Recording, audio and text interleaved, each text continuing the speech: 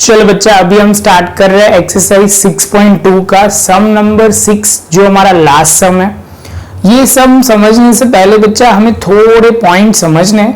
पहले एक बार प्रॉपर समझ लेते हैं क्वेश्चन को और उसके बाद एंगल ऑफ रिफ्लेक्शन को हमें कैसे समझना है।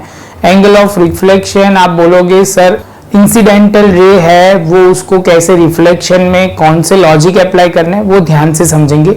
फर्स्ट ऑफ ऑल बच्चा यहाँ समझते हैं, इंफॉर्मेशन कुछ इस तरह दी है, PQ and RS are two mirror place parallel. तो पहले हमें ये पता चल गया कि ये PQ जो है वो RS जो PQ एंड RS जो है वो पैरेलल है और ये मिरर है। समझ में आया यहाँ तक?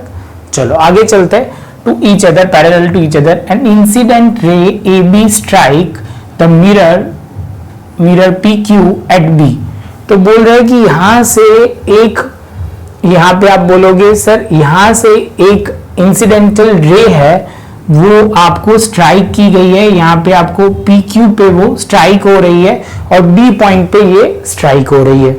आप बोलोगे सर यहाँ पे AB रे है वो स्ट्राइक करेगी B पॉइंट पे PQ पे। समझ में आया?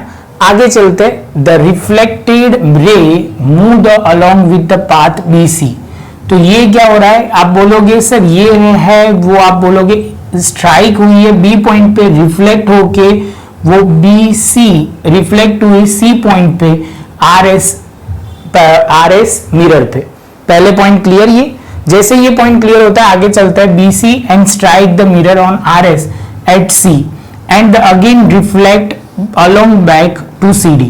तो CD पे वो फिर से वो रिफ्लेक्ट हुई। Prove that AB parallel to CD। क्या प्रूव करना है? AB parallel to CD। तो अभी बच्चा मतलब ये AB है वो पैरेलल टू CD है, ऐसा प्रूव करना है। तो फर्स्ट ऑफ ऑल बच्चा हमें जो पॉइंट ध्यान में रखना है वो यहाँ एक लॉजिक क्लियर करना है। सपोज मैं ऐसे बोलूं, ये एक मिरर है, यहां से एक रे इंसिडेंशियल रे है। आप बोलोगे इंसिडेंट रे है तो यहां एक बार उन्होंने स्ट्राइक किया ये पॉइंट पे और यहां से वो रिफ्लेक्ट हो गई। तो ये पहले पॉइंट समझना है। एक पॉइंट, ये जो रे आ रही है वो हम बोलेंगे इंसिडेंटल रे और रे जा रही है उसको रिफ्लेक्शन बोलेंगे। क्लियर? अभी यहां से एक आप बोलोगे कि आपने पहले पढ़ा हुआ है कि ये नॉर्मल बोला जाता है, ये ऑलवेज परपेंडिकुलर होता है और ये दोनों एंगल को वो इक्वल डिस्ट्रीब्यूट करता है। ये पॉइंट आपको क्लियर करना है। यही प्रॉपर्टी का यूज हम सम में करेंगे, जिसको आप बोलोगे नॉर्मल, जो दोनों एंगल को इक्वली डिस्ट्रीब्यूट करेगा। मतलब ये एंगल बाइसेक्टर भी वर्ड यूज नहीं करना चाहिए, एग्जैक्ट प्रॉपर नहीं है, लेकिन परपेंडिकुलर होगा जो 90 डिग्री होगा। ये एंगल नॉर्मल जो हम बनाएंगे, एक परपेंडिकुलर ड्रॉ करेंगे तो ये एंगल को इक्वली डिस्ट्रीब्यूट करेंगे। क्लियर? सेम वे आप बोलोगे सर यहां पे भी सेम लॉजिक अप्लाई करोगे तो आपको वो क्लियर करना है। तो कंस्ट्रक्शन में पहला स्टेप यही पॉइंट को हम अप्लाई करेंगे। तो आप बोलोगे चलो सर स्टार्ट करते हैं कंस्ट्रक्शन। यहां पे बच्चा लिखेंगे at point P। Point P पे आपको क्या करना है बच्चा? आप बोलोगे सर पॉइंट B लिखना है, P नहीं है। पॉइंट B पे परपेंडिकुलर आपको ड्रॉ करना है तो आप बोलोगे BE परपेंडिकुलर। आप बोलोगे BE यहां हम ड्रॉ करेंगे जो परपेंडिकुलर होगा तो वो बोला हुआ है। एंड सेम वे आप बोलोगे एट पॉइंट C आप यहां पे एक और ड्रॉ कर दो, जिसको हम यहां पे पहले तो हमने E लिख दिया और यहां पे हम ड्रॉ करेंगे, किसका नाम देते हैं? तो यहां पे F ले लेते हैं। तो ये हम लिखेंगे CF परपेंडिकुलर ऑन RS। ये पॉइंट आपको क्लियर करना है। पहला पॉइंट समझ में आया जो हम बोल रहे हैं? आप बोलोगे सर आपने इनडायरेक्टली नॉर्मल ड्रॉ किया जो परपेंडिकुलर है तो ये दोनों एंगल इक्वल होंगे। अभी एंगल को इजी याद रखे इसलिए यहाँ एंगल 1 लिख दिया, ये 2 लिख दिया, ये एंगल को 3, ये एंगल को 4। तो ये हमने पहले कर दिया। जैसे हम करते तो सबसे पहला पॉइंट हम क्या करेंगे? तो यही लॉजिक को अप्लाई करेंगे कि जब एंगल ऑफ, तो आपको ये पॉइंट क्लियर करना है बच्चा। जैसे हम पहला स्टार्टिंग क्या करेंगे तो हमें angle 1 is equal to angle 2 बोलेंगे। लॉजिक बहुत सिंपल है। इंसिडेंटल रे जो होगा वो किसके इक्वल होगा? तो रे जो है उसके इक्वल, उसके एंगल की वजह से जो रे दोनों एंगल क्रिएट होंगे वो दोनों क्रिएट होंगे, वो क्या होंगे, इक्वल होंगे। तो फर्स्ट ऑफ ऑल बच्चा लिखना शुरू करते हैं। Angle 1 is equal to angle 2, और दूसरा आप बोलोगे एंगल कौन सा है, 3 इज इक्वल टू एंगल 4। पहला पॉइंट आपको क्लियर करना है। इसको 1 दे दिया, इसको 2 दे दिया। लॉजिक में क्या लिखेंगे, तो इंसिडेंटल रे इज इक्वल टू, आप बोलोगे सर क्या नाम देना है, रिफ्लेक्शन, रिफ्लेक्टेड रे। इसके साथ बच्चा ये पॉइंट तो खत्म हुआ। ये आपको लॉजिक क्लियर होगा तब भी जाके ये पॉइंट होगा, अदरवाइज ये सम आपको क्लियर नहीं होगा।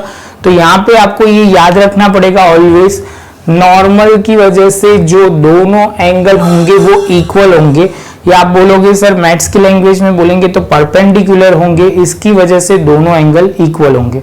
जैसे ये पॉइंट क्लियर होता है बच्चा, दूसरा पॉइंट ये आता है। अब ध्यान से समझना, जो मैं ड्रॉ कर रहा हूं ये है हमारा BE जो 90 डिग्री है, और ये जो आप बोलोगे CF, और ये कनेक्टेड है इससे। तो आप बोलोगे सर ये तो कुछ काम का लग रहा है, तो ये क्या काम का है, ये एंगल और ये एंगल क्यों इक्वल होंगे। तो आप बोलोगे सर ये ऐसे थोड़ा घुमा दो इसको, तो आप बोलोगे सर ये जो एंगल है वो ऑल्टरनेटिव इंटीरियर एंगल है। कौन से एंगल है, ऑल्टरनेटिव इंटीरियर। आप बोलोगे सर ये पैरेलल कैसे हो जाएगा, बच्चा ये भी 90 है, BE वो भी है 90, एग्जैक्ट स्ट्रेट लाइन है, और FC जो है वो भी स्ट्रेट लाइन है। तो लॉजिक वो होगा। तो सबसे पहले लिखते हैं यहाँ पे हम लिखेंगे BE पैरेलल टू FC। तो उसकी वजह से क्या होगा, तो आप बोलोगे सर ये एंगल 2 है और ये एंगल 3 है, दोनों सेम होंगे। तो जैसे angle 2 is equal to angle 3 होंगे, अब लॉजिक लिखना पड़ेगा ऑल्टरनेटिव इंटीरियर एंगल। बच्चा ये तो मैं लिखूंगा, इसके साथ आपको वो कुछ स्ट्राइक होनी चाहिए क्या, तो यहां से अभी थोड़ा लॉजिक आपको अप्लाई करना है। यहाँ पे देखो ये 2 and 3 इज इक्वल टू हुआ, तो हम लिख सकते हैं क्योंकि ये 3 जो है ये दोनों इक्वल हो जाएंगे, तो 1 and 4 भी इक्वल हो जाएंगे। तो हम लिखेंगे angle 1 is equal to angle 4, angle 1 is equal to angle 4। तो आप बोलोगे एंगल 1 यहां से बात कर रहे हो और एंगल 4 यहां से बात कर रहे हो। अभी बच्चा मुझे जो सॉल्व करना है वो कुछ अभी आपको जो ध्यान रखना है कि यहाँ पे ये दोनों तो आ गए इक्वल, अभी हमें कुछ लिखना पड़ेगा। क्या लिखेंगे, अभी ये थोड़ा पॉइंट आपको थोड़ा याद रखना पड़ेगा, समझना पड़ेगा। हम दोनों एंगल को ट्वाइस करते हैं, 2 से मल्टीप्लाई करते हैं। 2 angle 1 is equal to 2 angle 4। तो आप लिखेंगे multiply by 2 both the side, वो आपको लिखना पड़ेगा, multiply by 2 both the side.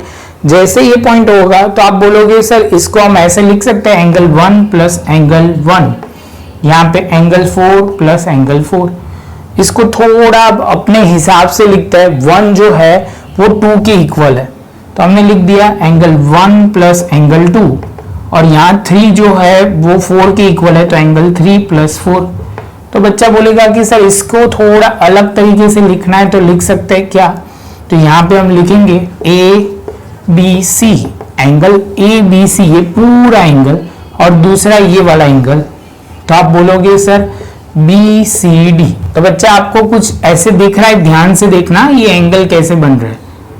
आप बोलोगे सर ये जो एंगल है वो ये और ये इनडायरेक्टली Z बन रहा है, ध्यान से देखो ये Z बन रहा है, Z दिखना चाहिए बच्चा। कई बच्चे बोलेंगे मुझे तो V दिख रहा है, बच्चा V नहीं है, इसको Z के फॉर्म में देखो तो आपको दिखेगा, सही है बच्चा। तो जैसे ये होगा तो आप बोलोगे सर ये ऑल्टरनेटिव इंटीरियर एंगल है। ऑल्टरनेटिव इंटीरियर एंगल जब भी इक्वल होंगे तो आप बोलोगे सर दो लाइन भी क्या होगी, पैरेलल होगी, और हमें जो पैरेलल प्रूव करना है तो हम लिख सकते हैं hence prove AB parallel to CD।